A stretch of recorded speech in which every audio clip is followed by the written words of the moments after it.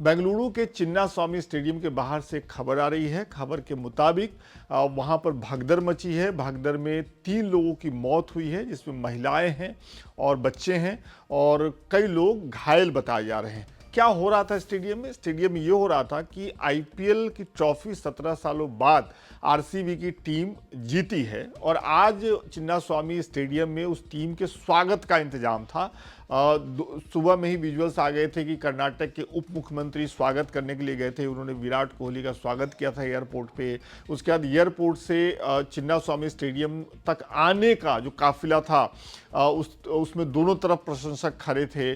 कल रात में भी जब जीत हुई उसके बाद भी पुलिस को वहां लाठीचार्ज करनी पड़ी थी। आज दिन में भी भीड़ को नियंत्रित करने में काफ़ी दिक्कतें होती रहीं। कई बार हमने ये भी देखा कि सड़कों के किनारे जो पेड़ हैं उनकी डालियों पे लोग चढ़े हुए थे। और अभी शाम होते होते चिन्नास्वामी स्टेडियम से ये खबर आ रही है कि वहाँ प्रशंसकों की भीड़, फैंस की भीड़ इतनी ज़्यादा हो गई कि उन्हें कंट्रोल करना मुश्किल हो गया।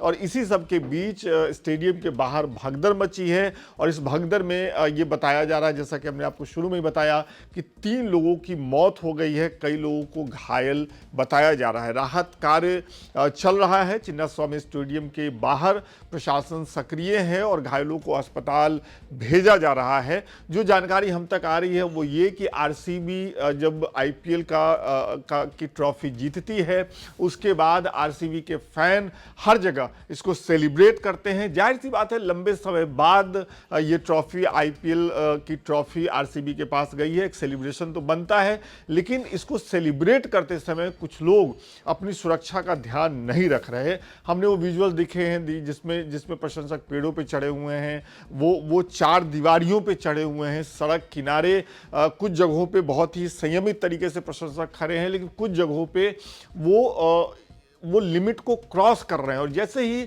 भीड़ भाड़ वाली जगह पे आप लिमिट को क्रॉस करते हैं, कुछ भी ऐसा करने की कोशिश करते हैं जिसमें आप भीड़ को वो एक तवज्जो देने की कोशिश करते हैं, तो वहाँ पे खतरा उत्पन्न हो जाता है। और यही स्थिति बेंगलोर के चिन्नास्वामी स्टेडियम के बाहर हुआ, जिसके बाद भगदड़ की घटना हुई। अभी ये जानकारी नहीं आई है कि ये भगदड़ की घटना क्यों हुई।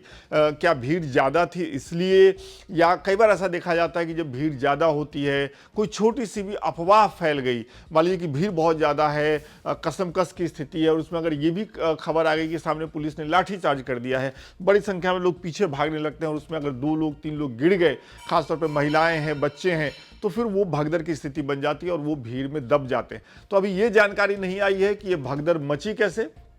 जो जानकारी आई है वो ये कि जिस स्टेडियम में आरसीबी की टीम का स्वागत होना था, उसी स्टेडियम के बाहर भगदड़ मची है, जिसमें 3 लोगों की मौत हो गई है। एक सबसे दिलचस्प बात यह है कि आरसीबी फैंस के लिए, आरसीबी टीम के लिए ये बड़ी बात हो सकती है कि आईपीएल की ट्रॉफी उन्हें मिली है 17 सालों के बाद, लेकिन ये समझ में नहीं आ रहा है कि कर्नाटक की सरकार क्यों इसको इतने बड़े लेवल पे सेलिब्रेट कर रही है। जैसे आपने देखा होगा कि कर्नाटक के उप मुख्यमंत्री एयरपोर्ट गए, उन्होंने जो टीम के प्लेयर्स हैं, खासतौर पे कप्तान विराट कोहली को रिसीव किया, उन्हें गुलदस्ता भेंट किया। अब चिन्नास्वामी स्टेडियम में ये जो कार्यक्रम हो रहा है, जिसमें उनका स्वागत होगा, उनको सेलिब्रेट किया जाएगा, ये इस बड़े लेवल पे अगर इसमें सरकार पार्टिसिपेट कर रही है तो एक सवाल बनता है, क्योंकि ये एक घरेलू टूर्नामेंट है, आईपीएल एक घरेलू टूर्नामेंट है, और उसमें इनको ये जीत मिली है।